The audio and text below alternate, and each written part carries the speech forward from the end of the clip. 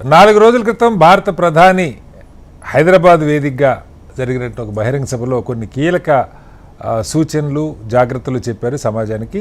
Petrol diesel దగ్గర నుంచి మొదలుపెట్టి అనేక నిత్యావసరాలైనటువంటి గ్యాసు, అలాగే వంట నూనెలు, వీటిని పొదుపు చేయడం నేర్చుకోవాలి.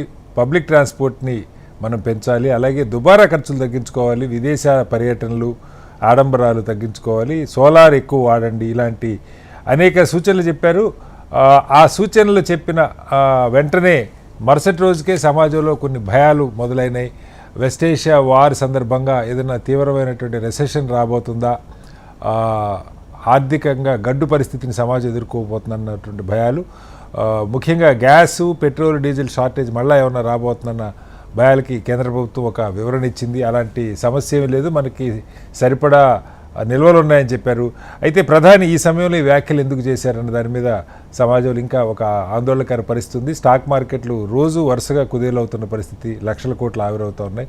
ప్రధాని సూచనలు ఎలా అర్థం చేసుకోవాలి, దానికి సంబంధించి ఇవాళ బిగ్ డిబేట్లో ప్రత్యేకమైన చర్చ చేపట్టారు. చర్చలో మనతో పాటు నగేష్ కుమార్ గారు, సీనియర్ రాజకీయ విశ్లేషకులు, హిందూ పత్రిక మాజీ రెసిడెంట్ ఎడిటర్ వారు మనతో ఉన్నారు. అలాగే మరి కాసేపట్లో బూర నర్సయ్య గౌడ్ గారు, భారతీయ జనతా పార్టీ సీనియర్ నాయకులు, మాజీ పార్లమెంట్ సభ్యులు, వారు మనతో జాయిన్ అవుతారు. అలాగే డాక్టర్ అద్దంకి దయాకర్ గారు, కాంగ్రెస్ పార్టీ ఎమ్మెల్సీ, ప్రభుత్వ విప్, వారు కూడా మనతో జాయిన్ అవుతారు.